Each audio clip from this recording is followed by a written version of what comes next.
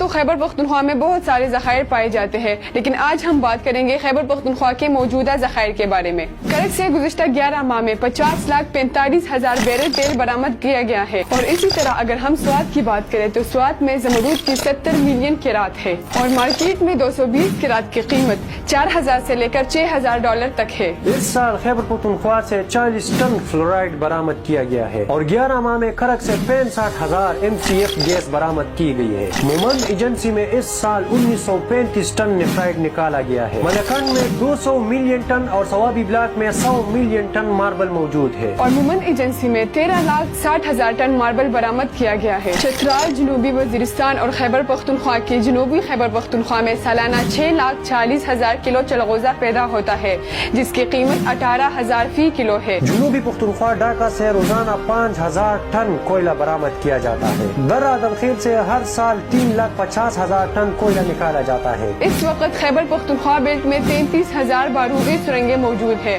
منیر اور مردان میں 2 ارب ton marble موجود ہے، اور اسی طرح چترال میں 1 ارب ٹن ماربل موجود ہے۔ صرف کورما میں 20 لاکھ ٹن کوئلہ موجود ہے، اور اس کے ساتھ گیس اور اچھا ماربل بھی موجود ہے۔ بالائی وزیرستان کے پیر گھر میں تانبا اور سونے کی کافی تعداد میں ذخائر موجود ہے۔ اسی طرح اگر ہم گومل کی بات کریں تو گومل میں بڑے ذخائر موجود ہے، اور اگر باجوڑ کی بات کریں تو ہر سال 85,000 ٹن ماربل اور 1,550 ٹن کرومائٹ برآمد کیے جاتے ہیں۔ پختونخوا اور بلوچستان میں 700 کروڑ سے بھی زیادہ کی جواہرات موجود ہے، جو ہماری سوچ سے بھی زیادہ کی قیمت رکھتے ہیں۔ عرب ممالک میں ہر 10 میں سے 1 کنواں کامیاب ہوتا ہے، اگر وزیرستان کی بات کی جائے تو ہر تیسرا کنواں کامیاب ہوتا ہے۔ میران شاہ میں اتنا تیل ہے جو کہ پاکستان کی 40 سال کی تمام ضروریات کو پورا کر سکتا ہے۔ اسی طرح شمالی وزیرستان میں 36,000 ملین ٹن تانبا موجود ہے، ایک تانبے کی قیمت $7,000 ہے۔ تربیلا ڈیم سے 4,000 سے 5,000 میگا واٹ تک بجلی پیدا ہو سکتی ہے، اور اسے 250 بڑی فیکٹریز میں استعمال کیا جا سکتا ہے۔